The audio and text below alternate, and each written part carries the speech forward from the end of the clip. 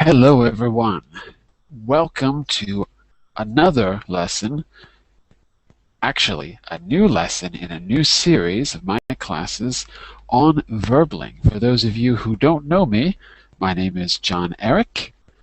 I'm a verbling teacher on one of the most interesting and lively communities on the internet where you can learn a foreign language. I've got 3 rules which I think will help you with your language skills. The first is turn off. That means turn off your microphone. And also, when you enter the Google Hangout, when the class begins, please close the verbling window. Otherwise, you're going to hear my voice 2 times, and you're going to get a big echo. The second is to tune in. Tune in means pay attention to the new vocabulary that you learn and try to use it as actively as possible throughout the class. And finally, open up. Rule 3 is open up to your classmates, relax and have fun, because we're all here to learn, and therefore it is a safe, respectful place, and the more you speak, the more feedback I can give you. One more thing, if you're not a premium member like Mr. Batty Louise is, you can see him down there, you can always try it out by going to the top of your verbling page where it says Get Reservations, and you've got a variety of ways to try out premium membership before you actually begin. So, let me show my face here. Hello everyone. Today it's Ask Grammarman. What does that mean? Well, guess what? I'm going to be Grammarman for today, and maybe Mr. Batty Louise is going to be Grammarman too. Let's see. We're going to test his skills. And in today's class, and in this series, you bring in your grammatical quandaries and queries, and I try to solve them with you. It's okay to bring in a text that you can share, or just a question. And I'm always going to do a little introduction where we get into the mood, and today is no exception. So first, let's say a quick hello to premium members. Hello, Mr. Batty Louise. Are you there? Mr. Jon-Eric, I'm here. How are you doing? I'm pretty good. And yourself? I'm good. Sorry. Grammarman, sorry. Hey, but... I don't have my cape on, so... I'm not Grammarman okay. yet, but soon I will be. But you can reveal your identity. You know, your family, people that you love will be in danger if your enemy knows who is Grammarman. That's true. I'll remember that for next time. Maybe it's too late. Yeah. But wait a second. Grammarman is not Zorro. You know, it's a little different. You see, Zorro, he had the mask on, right? So, I don't know. I don't think that's very courageous. I'm much more courageous. I just show my actual face.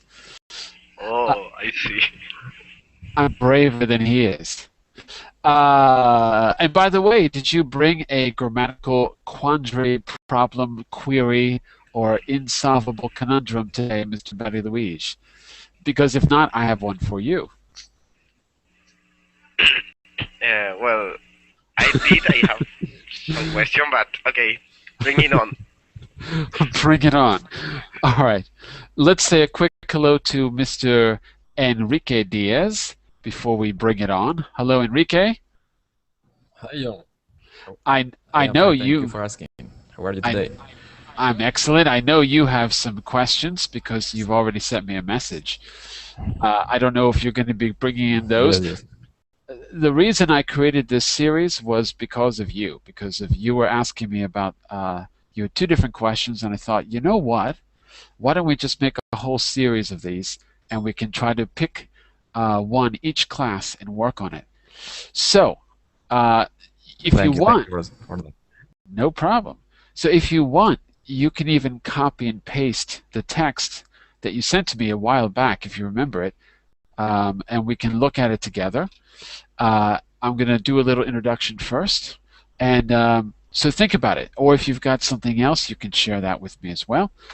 And let's say a quick hello to Mr. Ahmed. Hello, Mr. Ahmed. Hello, John. How are you doing? I'm excellent, and how are you? Nice to see you again. And did you bring in anything for the class? Or are you just hanging out? Yeah, just hanging out. Just hanging out. Unfortunately, yeah, I just joined the previous class and I saw that you have scheduled your class now. So I said, yeah, I will not miss this class. Excellent. Well, this is the first of the series, so let's see how it goes. Okay. Hello, Inga. How are you today? Don't forget to turn on your microphone, Inga. She said, "Be right back." Oh, she did? Oh, right. She was in my other class about internet slang, so BRB. I should know that, right? I was teaching in that class. Yes. I should remember these things. And let's say hello to Mr. Ali Al-Ahmad. Hello, Mr. Ali. Oh, hi, teacher. How are you? Hey. Those are some pretty cool glasses you got on. I think so. Thank you. What happened to your nose? You don't have a nose. No, I have a nose, but it's kind of, it's not obvious. It's not obvious. You could be Grammarman. Look at that picture. Don't you think he could be Grammarman? Betty Louise? Did you see my Grammarman, by the way? I have a little cartoon. Excellent. I write a feedback there. Oh my God, I missed your feedback. I'll get to it later. Okay, and let's say a quick hello to Hayat. Hello, Hayat. Hi. Hey, what's up? Fine, and you? Okay, great. Where are you hanging out from? Remind me. I think I've spoken to you before, but... Yes, from Palestine. From Palestine. Okay, Yeah. Excellent. And, okay, so if you don't have, you or anyone else, if you don't have the link, let me, hold on a second. I'm going to give you the link in the chat box right now. We're going to take a look at an introduction together. Hold on a second. And, okay, for those of you who don't have it, can you see the PDF that I just, yeah, there you go. For those of you who don't have it, you can open the PDF there. And for the rest of you, including Mr. Lucas Teixeira, who just joined us, hello, Lucas, I'm going to share my screen, and we're going to get started with our first Grammarman. And Lucas, whenever you get your microphone on, say a quick hello to the group. Okay, so let's see if we can... Let's see if you can see what I see. Ah, there I see Lucas. Hello, Lucas. I think that was you. Lucas, you have to turn on your microphone. Right now, your microphone is muted, which means it's red. So look at the top right corner of your screen. See the red microphone? Click on it, and you'll be able to speak.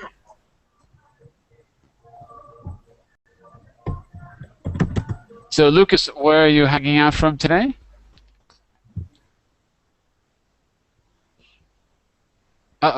Can't hear you, Lucas. You've got to still get your microphone turned on. Okay, so we'll come back to you in just a moment. First of all, let's start with Grammarman. Does everyone have the PDF open? If not, you can follow along here. We're going to start by watching an interesting news report about Grammarman. Who's got the best newscaster voice? Who's going to do some good newscaster voice reading for us? Could that be you, Mr. Betty Louise?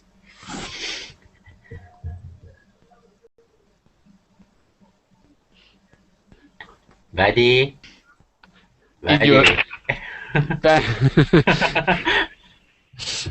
Mr. Betty Louise, this is your month to be embarrassed, because I tried to embarrass Ahmed in March, And so in April, it's Mr. Batty Louise. You're the one I'm going to put on the spot. So, in your best newscaster voice, I want you to read the evening news about Grammarman. Are you ready, Mr. Batty Louise? Okay, I'm ready. Go for it. Damn! Every day, people of Verbal City face new problems. Spelling errors, incorrect tense, poor pronunciation, missing articles. What on earth? Ah! Excellent. How can I possibly understand that badly writing report? Yeah, do the sound effects, Ahmed. Which one? Do the sound effects. Is it? Excellent. All right. Let's switch newscasters now. We're down here. Who's next? Mr. Enrique, would you continue in your best newscaster voice? Okay. Thank goodness for Grammarman, the mysterious hero who defends Verbal City and fight those responsible for bad English, with the help of his genius Android alphabet. Yeah, Present perfect. Ahmed, Okay. Ahmed, give us our sound effects. Okay. This is perfect. This is plus. Excellent. You've done this before. Ms. Inga, in your absolute best newscaster English, could you continue on panel 9, please? Okay. It's not. Okay. Okay, I guess I'll do it. In your best, most enthusiastic newscaster voice. Are you ready, Inga? No. Go for it. She is sick, unfortunately. Maybe another one. Oh, come on. Seriously? Yeah. Yeah. Okay. How about you, Hyatt? Are you ready? Yes. In your best newscaster English. I don't know. I will try. Give it your best. Okay. And his friend Syntax, an alien visitor from a distant galaxy. Wait a second. Ahmed? Okay. This language is such difficult to learn. Yes. And don't forget the blarp. Yeah, bro. Okay. Excellent. Hyatt, keep going. Together they fight, side by side, in the never-ending battle against careless mistake. Click. Ahmed? Hey, very good click, Ahmed. Okay. All right. And let's get one new speaker. How about Mr. Ali Al Ahmed? Want to continue? Okay. Wait a second. We got to wait for the other Ahmed to do his sound effects. Okay. The other Ahmed? Is there another Ahmed? That's you. Me. Okay. Sorry. Okay. Then, what do you think, Grammarman? Your first TV show is. Do you like it? Erp? Erp.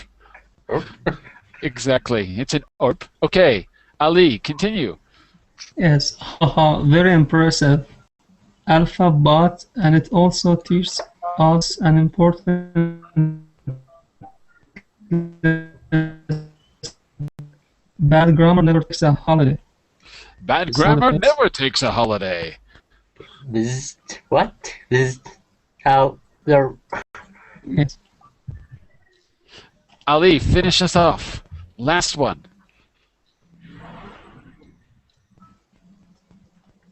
Okay, that's right, reader. My power detect it errors instant look in TV show above. Can you find and correct all of them? That's right. So, in our little broadcast, guess what? There were several mistakes. I want you to take a look through the panels and tell me if you can spot the mistakes, and we're going to start by correcting those. Then, you're going to bring in your questions. If you have a text, you can paste it in the chat window. If you just have a question, you can ask it, and I'm here. I'm going to take over as Grammarman. Next time, I'm going to have I'm I'm going to have my, what do you call that? I don't even know what's called that. My mask and my cape. But for today, I just have my jacket. So let's go through and see if you can spot the mistakes. And I'll give you a hint. Maybe I can give you a hint to help you. How many mistakes are there? I count 1, 2, 3, 4, 5, 6. I count eight errors. I count 8 mistakes altogether. 8 mistakes. So, who wants to spot the first mistake? Okay, I can start with the first one. Excellent. Give it a shot. Okay, picture number 1. I think it's supposed to be D-A-M-N. Why? It's a curse word. It's not. This is a family channel. We're being Really? recorded. I thought it is a curse word. That's why. I have one. Go for it. Goodness. Yeah, tell us which number, which box you're in, by the way. So he said he thought number 1 was a curse word, but it's not. By the way, number 1, before we get to 5, number 1 says dawn. What's dawn? Anyone know? No. Therese When Yeah, the when- sun begins to rise up. Early morning. early morning, that's it. Dawn. Another name is, what's another name for the same thing? Twilight. Sun. Say again? Sunrise. Sunrise. Right. Sunrise. And then what's this? Sunrise and Set. Sunset. Sunset, yes. Right. So we got sunrise and sunset. And anyone who's seen a Tarantino movie in the last 20 years remembers another name. From what to what? From something till dawn. Remember that Tarantino movie? From... No? No. From dusk till dawn. From dusk till dawn. So dusk is sunset and dawn is sunrise. From dusk till dawn. I'll put that in the chat window for you. Oops, hold on. There you go. From dusk till dawn. From sunset till sunrise. That was the name of his vampire movie. Okay, so I think it was Enrique talking about number 5, right? You were saying number 5? Yes. Okay, go for it. Goodness.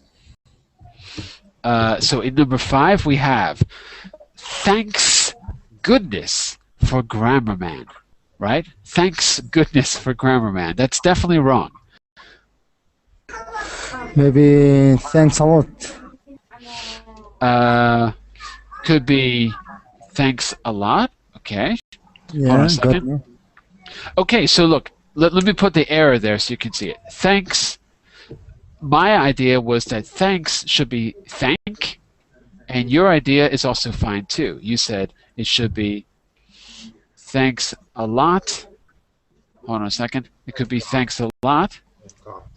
But there's a little problem. Thanks a lot makes it correct, right? Grammatically correct, but it doesn't fit in the situation, does it? That's the only problem, because here, who is supposed to be thanking who? We, the readers, are supposed to be thanking goodness. Goodness is because you can say, if you want to be polite, you take the religious terms out. So instead of saying thank God, you say thank goodness for Grammarman, Yeah. right? So so think about this grammatically. If you're saying thank goodness, who's the subject of that sentence? This is a kind of an order. So who's the actual subject of that sentence? This is not very obvious, but tell me if you have an opinion. The subject. Yeah. Say again. We are as a readers. Okay, we as the readers, right? Yeah. And you're absolutely right. But this, the way it's written, it's giving us an order. We, the readers, are getting an order. Therefore, the actual subject word, if it were a pronoun, Would it be I, you, he, she, it, we, you, they? Which one would it be? We. It wouldn't be we. Yeah. The idea is we, right? It's about us. It's true. But it's giving an order to us. And Teresa is saying he. No, because we could be men and women, so it can't be he. The. What was that? The? I thought I heard. You know, I'm sorry. I've got to mute Tamer. I've got to mute you because I'm hearing kids in the background. So I'm going to mute you, but you can turn on your mic when you are ready to talk. So the answer is that the actual form, right, of that command is you thank goodness. I know that seems strange, but you have to think about it logically. It's actually an order. And whenever you give an order to anyone, the subject of the order is always you, because the order is always to someone. We don't need to say you. We take it out. That's why it becomes thank goodness, right? And if you want to think about it in an easier way, imagine you're saying it in a very polite way. You should thank, right? Just like you should do or you should speak. You should thank goodness, and just take out the you should. The reason I'm saying that is because it makes it easier to understand why the verb doesn't have an S after it, right? Like he thanks or she thanks. It doesn't have the past or the future, because if you think about it as coming after a modal verb is would, could, should, may, might, need to, ought to, dare, any of those auxiliary verbs. It's always that base form. So if you really want to think about it, you're actually giving an order, and the easiest way to think about it is you should comes first. If you can, and we just take it out, and then there you go. And by the way, in grammar books, this is called the imperative. Sometimes this is called the imperative mood, which just means in order. It's a fancy way of saying in order. So, why am I telling you this? I'm telling you this not to remember thank goodness is in order if you really want to look at it. I'm telling it to you to start to recognize this as a pattern in English. If there's no subject, the subject is probably you. And if you want to know why the verb is thank and not thanks or thanked, right? Imagine that you have a kind of condition. You should thank, except that we took it out. Okay, so that's a long explanation, but that is how we would correct number 5. Okay, so thank you, Enrique, for pointing out the problem in number 5. It wasn't goodness, but it was thank. But that was definitely number 5 that had a problem. So we've got 7 more, and number 1 and number 5 are done. Go for it, Mr. Better Luis. I have 2. Go for it. Okay, the first one is in the 4th. Okay, let's take a look at the 4th. Yeah, Arg, how can I possibly understand that badly written report? Yeah, I wouldn't say badly. I would say bad. That bad written report. Okay, let's understand why badly is correct. And this is not hard to understand, actually. So, if we take out the word badly, take it out of the sentence, right? And we have, how can I possibly understand that written report? We need to know what's wrong with the written report, and we can ask ourselves, how was it written?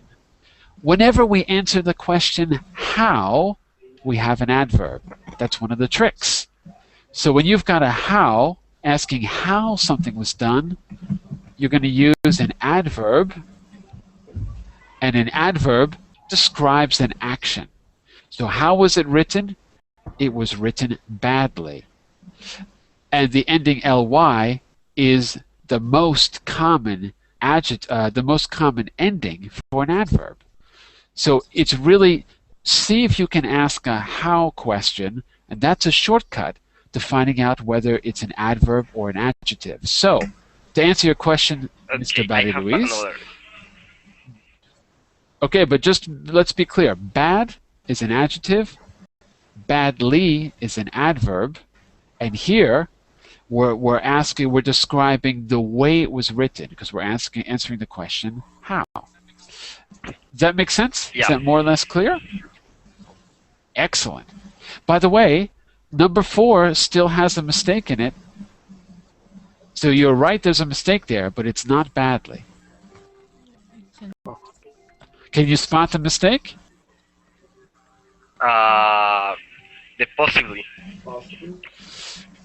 Why? Looks okay to me. Does anyone see a problem with possibly? Yes. Really? What's wrong with it? What is it? That written report? What's that? Say again. I'm sorry, because I just hear I don't hear your voice that well. Who was speaking? Okay, I can't hear anyone. So listen, take a look at reports. Is there anything wrong with? Yeah. Place of report. Yeah. What's the problem? Say it again, please. The place, because that report badly written. That's Okay, the correct way. That report badly written. Okay, so say the sentence with all I want you to do is add the missing word. So the rest of the sentence is okay. There's just one word missing that would make it sound a little better. You got the right idea.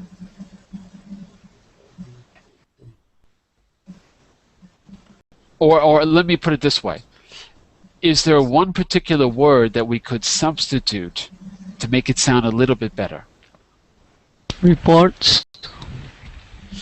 No, there's only one report. You mean, yeah, the word that? Yes. Yes. Okay. What should we substitute it with? This? That's it. Okay. Correct. He should say this report, not that report. And do you know why, Ahmed? Yeah, because it is here. I mean, he is holding it now, now. Right. It's here. Here Yeah. meaning with him. Not here meaning with you, right? You don't have the report. Yeah. Okay. So it's not here, Ahmed. It's there with him. Okay. Right. So we use this because it's close to us. We use that when it's far. So that's the real problem. Okay? Makes sense? It does. Yep. Excellent. Yes. Okay. So we've got hang on a second here. We did number 4, right? We did number 5. Okay, yep. So we've still got 1, 6. 2, 3, 4, 5. I'm counting five left, but I think there's more than 5. But okay, I'm counting 5 left. Okay, and if we look at number 6 is the mysterious hero who defends Verbo's city. Is there any problem with that? Yes. There. There. Go for it. What's the problem? It's We should defend. use a mysterious hero because we don't know the Grammarman yet. We should use mysterious hero instead of the mysterious hero. Is that right? Mysterious. A mysterious hero. Ah, I see what you're going for. I'll get back to that in just a second. And Enrique, you were saying? It's defend or defense. Why defend? How many heroes? It's adjunctive.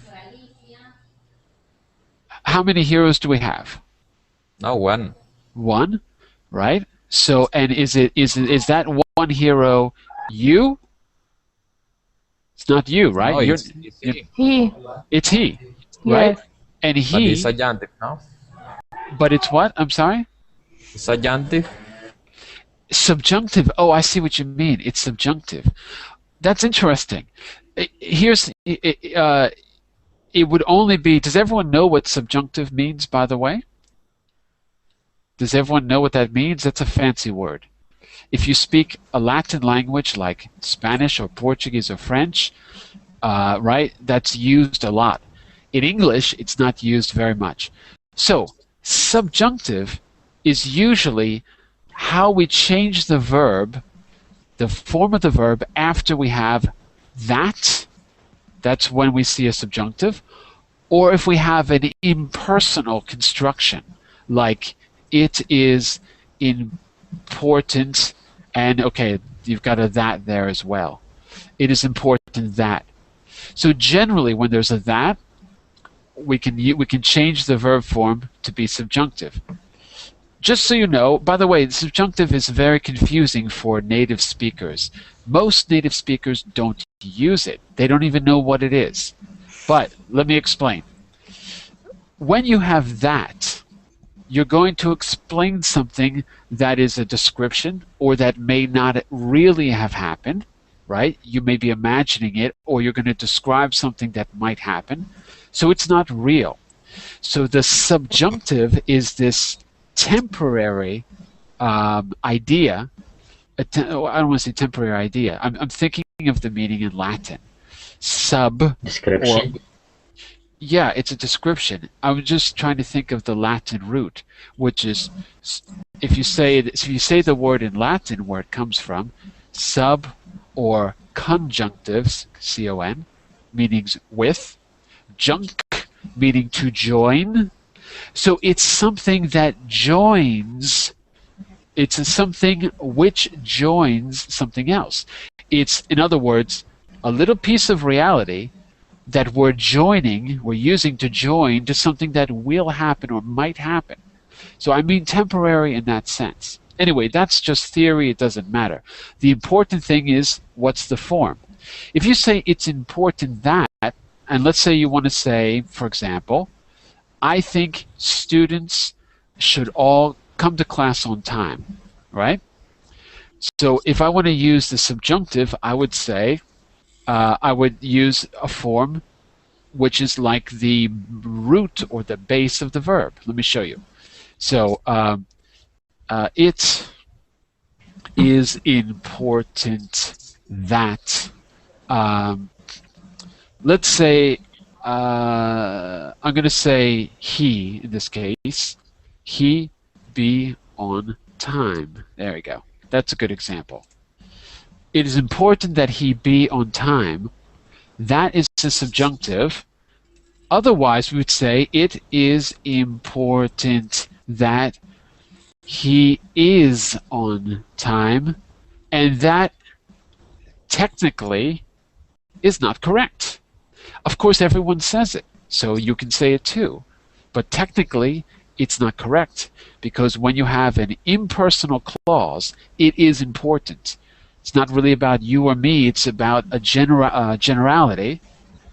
And you have a that, we switch from indicative, where I indicate reality, right? This is big, that is tall, I am happy. This is all indicative. It indicates facts. We switch it to the subjunctive or conjunctive that joins reality to something that might be reality. That's what subjunctive means. And there you can, and then we use the base form, which is, instead of he is, which is be, he be. That's a quick explanation. Now that you know it, please forget it, because you're never going to use it again. It's a bit confusing. It is confusing, I know. And all you need to remember is this. When you have an impersonal construction like it's important that, you'll use the base form of the verb. You won't use the he, she, it form. And it's really hard to think of examples. But for example, instead of saying, if you want to say a student, right? A student can be he or she. So you can't, for example, you can't say a student is someone who does his homework, because a student could be he or she. But at the same time, if I want to say something about the student as a generality, I think a student, well, I don't know. I'm going to say the same example, and I don't really want to do the same example. I think it's important that a student be on time. Okay, I can fix that problem by just making it plural. I think it's important that students arrive on time. If I change it to students, right, it's natural not to put the S on the end of the word. So that's one quick solution so that you don't have to worry about whether it's subjunctive or not. And Teresa is saying, instead of expressing certainty, may express doubt in the middle of the phrase. It's not really doubt. The subjunctive that I'm describing, you're absolutely right that the subjunctive expresses doubt. But I think that the simpler way to look at it, sorry, I'm getting a lot of background noise from somebody, so, okay, it's gone. No, it's back. Someone's got to mute their microphone, but I can't see where the noise is coming from. So to answer Teresa's question, don't worry about subjunctive. It's not important. Worry about expressions like it's important that, and if you're not sure whether it's subjunctive, make it plural so that you can generalize in a way that you don't need to add the S, and so it'll sound natural anyway. That's one possibility. Other than that, the subjunctive is normally associated with would, should, could, may, might, all of those. Those do express doubt and uncertainty. But I think it's easier to think about those as conditions, because in fact that's what they are. They're all conditional sentences. Okay, that was a long explanation, but let's see if we can find the other 5 mistakes. So we were up to, hang on a second. There's nothing else in 6 that I see. I see. Maybe we can delete who. Where? In which one? Number 6. Hold on, let me just take a look. In 6, The mysterious hero defends verbosity without who. You can delete it, but you don't need to delete it. Yes. It's okay the way it is. So you can. The mysterious hero defends the city if we want to. Sorry, I'm getting a lot of feedback from somebody. We can delete it, but it's okay the way it is, because who defends the city acts like an adjective describing the hero, right? So we need the who to connect the description to the word hero. So grammatically, it's okay, but you're absolutely right. We don't need it. We can take it out if we really want to. Okay, I'll tell you what though. Number 7 absolutely has a mistake. Maybe fights. We should write it with S. And fights, absolutely. That's it. Good call. So fight should be fights. I'm going to put that in the chat window.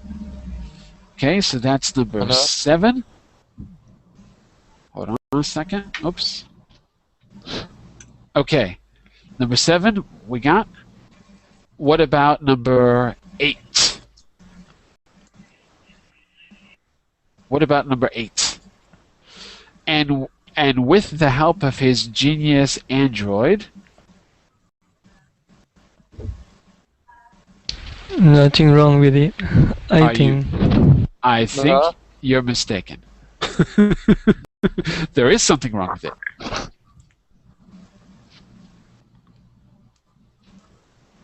Going once, going twice. Teresa has the right answer, although she's not in the class. What's the problem with genius? with the helps, maybe we should put S at helps. No, it's not that. Look at the word genius. Genius. What's written in the cartoon? It's not genius, it's genuise. Is that right? Genuise? Yeah. It's wrong. What should it be? How do you spell it? Genius. That's it. So at number 8, genius is misspelled, so that's a grammatical mistake. Genius. Okay, what about number 9? In fact, when I say what about, that's your big clue that there's something wrong. What's wrong with number 9? To learning. Okay, so, and his friend, syntax, an alien visitor from a distant galaxy, right? That's, am I doing that right? Yeah, that's number 9. Okay, so the first mistake was what, Badi? To learn, without ing. Yeah. Yes, okay, that's it. That's one mistake, absolutely.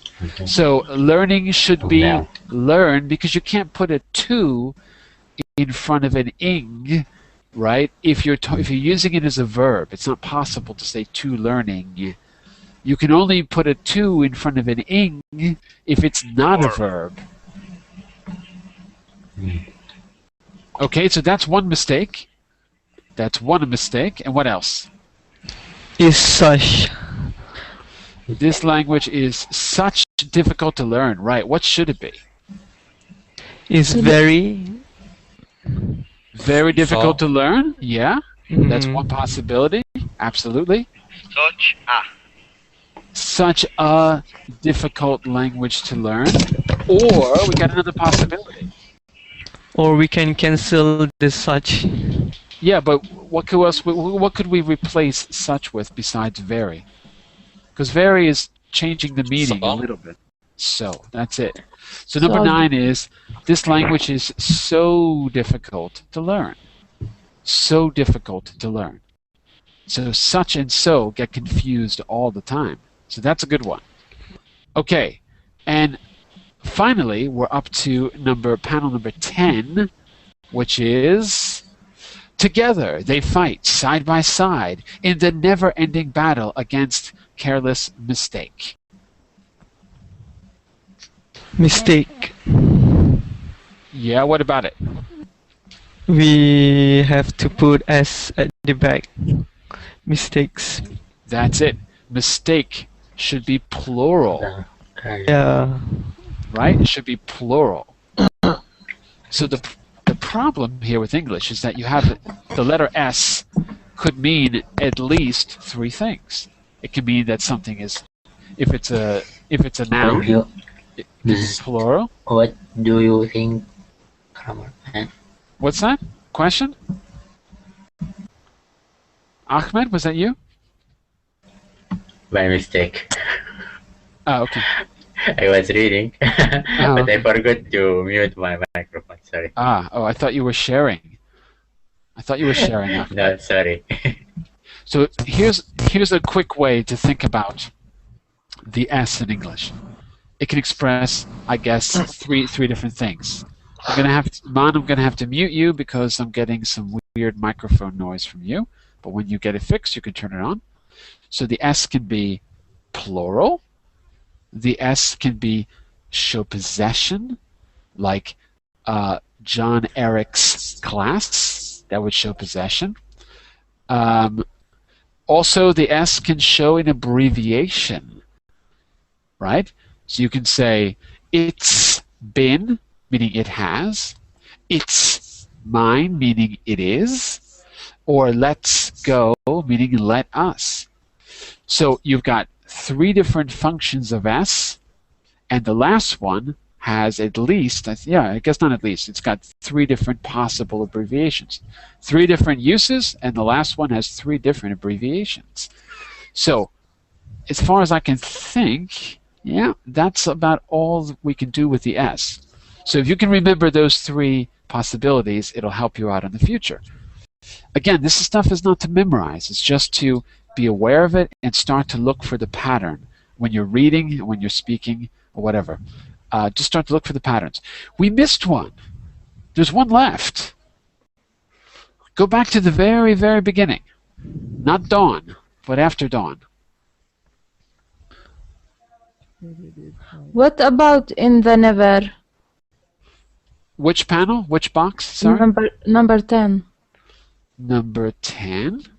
I thought we did number 10. Hold on. But I didn't understand. Side by side in the never. What is the meaning of in the never? It's not in the never, that little dash between never and ever shows that we're connecting words together. So it's in the never-ending battle, the battle that never ends, the battle that doesn't finish. Okay. Right? So that little symbol is called a dash in American English. And if you have it in this case, I'm sorry, we've got two different possibilities here. In this case, it's a hyphen, not a dash. Hyphen is written like this, with the PH, and that's when we join words together.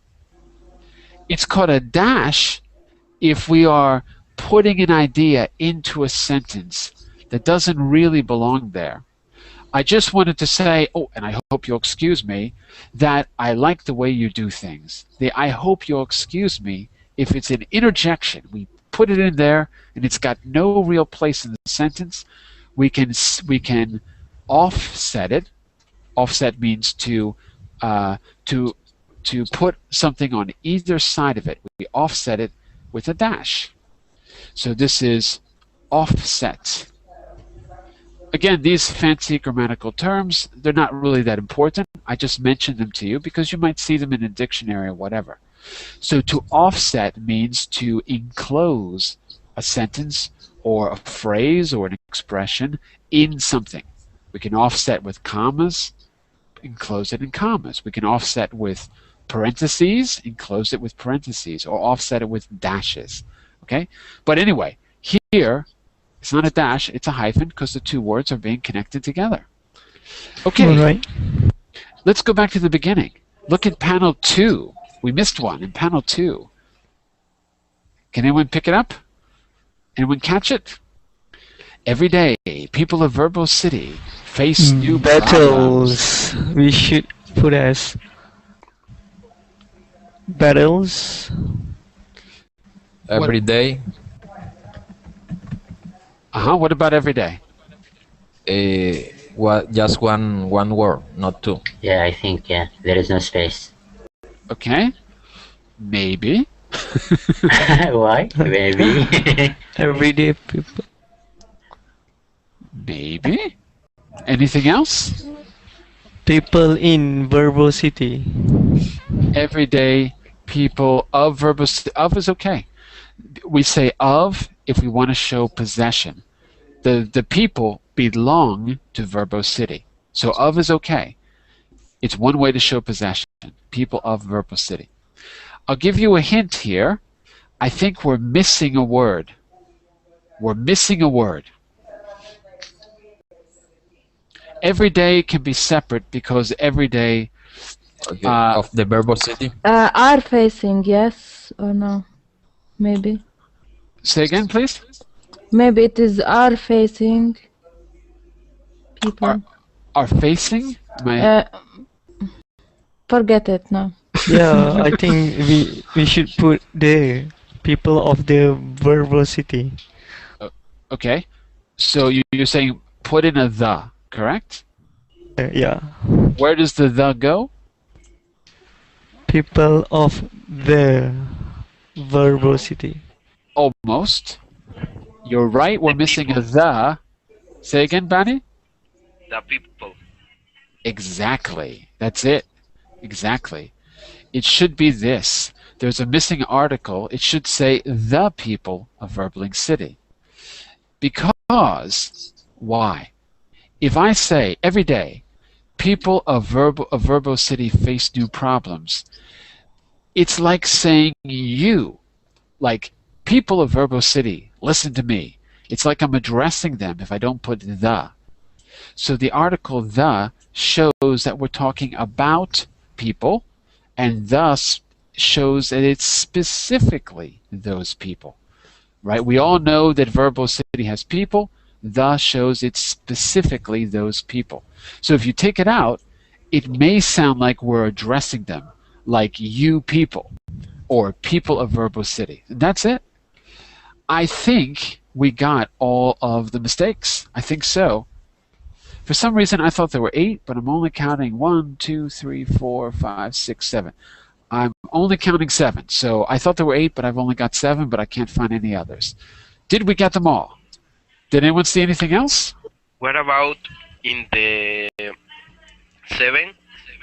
Okay, in When 7. say and fight, can it be this because there are with Grammarman, not this? Oh, I see, because they're behind him, right? Yeah. And fight those responsible. Well, wait a second. The caption, which is what we call that text in English, the caption is not necessarily about those people in the picture. It's a generalization. Fight those responsible, those people, whoever they are, right? So it's about those people in the picture or those people in general, not specifically the people behind him. So to speak in general, we have to express distance. Not this, but that, not these, but those. That's how we would express a generalization. So it's actually correct. But you're right, the picture is a little misleading because it seems like they're behind him. But you know what, Batty? Even though they're behind him, they're part of the other team. They're the bad guys. So to express that we want to put distance between the good guys and the bad guys. So even if they're physically next to him, we could say those because we want to separate ourselves. We want to create a separation between us good people, Grammarman, and us, and those bad people, like the bad egg man and the tomato man or the apple man. I don't know who those are. Do you know those people? It looks like Jessica Rabbit, a guy with an egg for a head, and an apple with a goatee. I'm not sure. Okay, what do you think? Did we get them all? I think so. Yeah. If anyone sees anything else, let me know, but I think we got them all. And now it's time for, we've got 8 minutes. So this was a little more than an introduction, but okay. Now you know how Grammarman works. What I want you to do is start to think about grammar questions that you can bring in. If it would be helpful if there are things that are written down so that we can either paste them in the Verblink chat and we can look at them together, or I could share a document with you and you can copy and paste directly to the document. But anyway, let me know if any of the questions we looked at, any of the mistakes we looked at, you have questions about, or if you have a text you'd like to share. If it's short, we can still do it before the end of this class. So let me know. Does anyone else have any other things they'd like to bring up today? I would like to know if get off is, if it's common get off to looking for a place. Okay, so try this. Try to use it in a sentence, and let's take a look at the whole sentence. Just so that I know exactly what you're talking about. So can you give me an example? No, not really. All right. But something like I would like to get off a place or something like that. All right. So right now, look in the Verblink chat.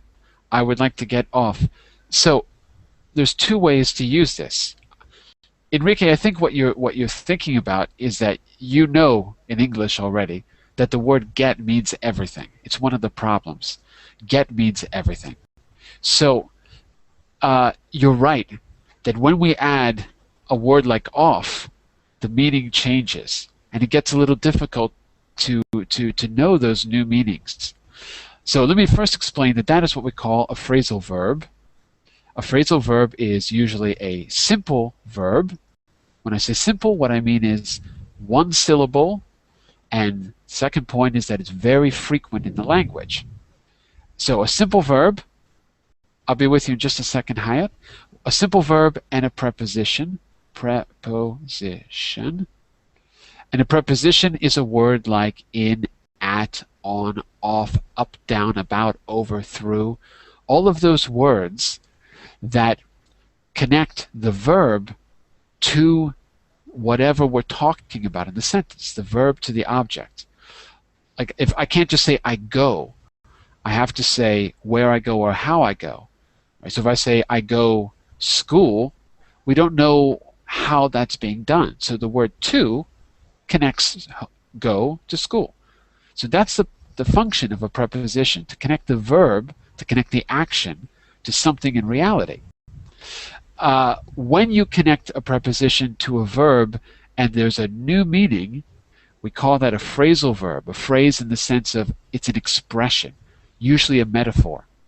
So first of all, get off is a phrasal verb, but we can't really use it within this sentence unless I add another preposition.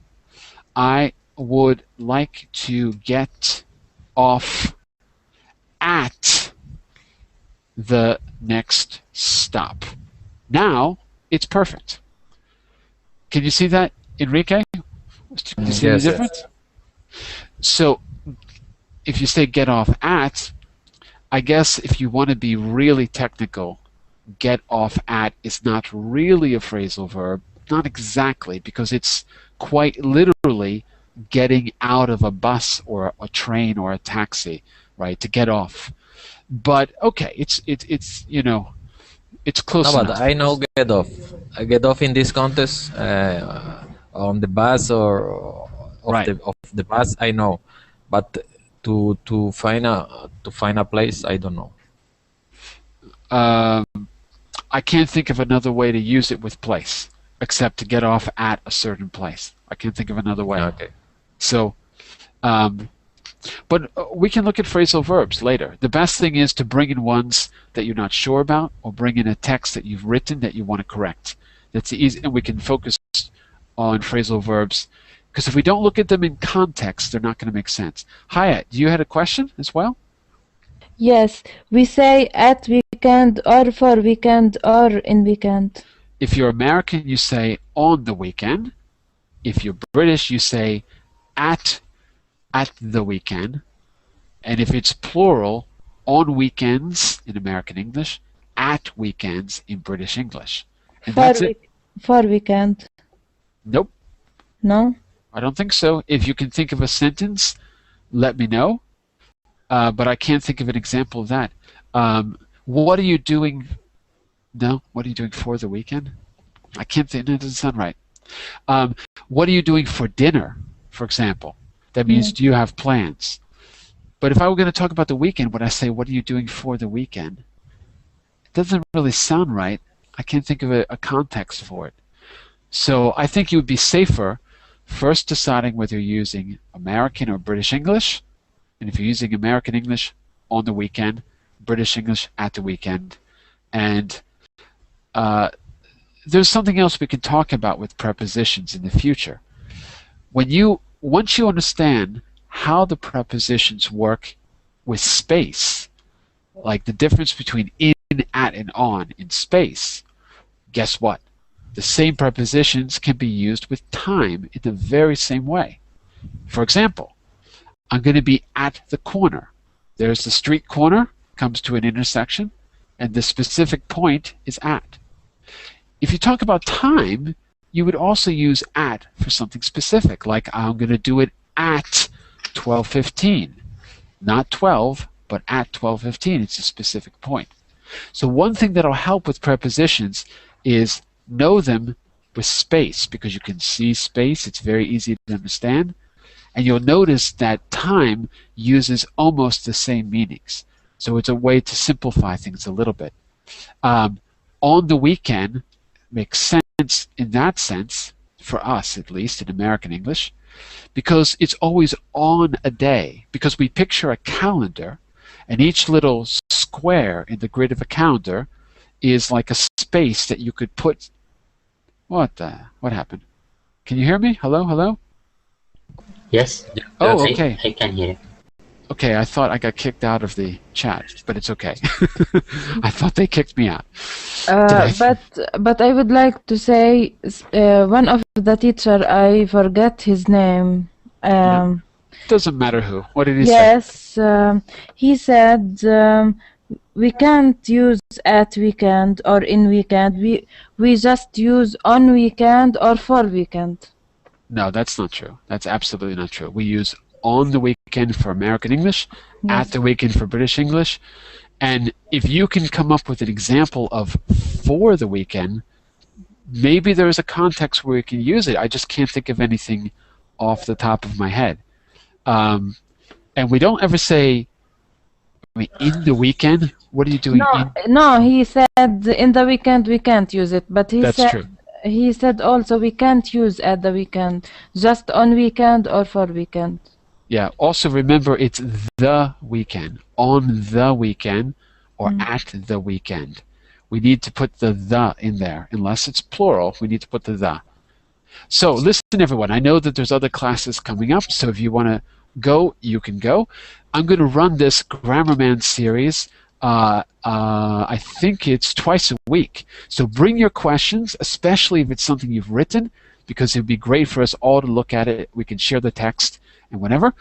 And you can also ask me questions on my Facebook page or my Google Plus page. If anything we talked about today needs more clarification, just drop me a line. So I'll see you in the next Grammarman. Okay. Bye-bye. Bye-bye. Bye, Eric. See you next time. Bye. Hey.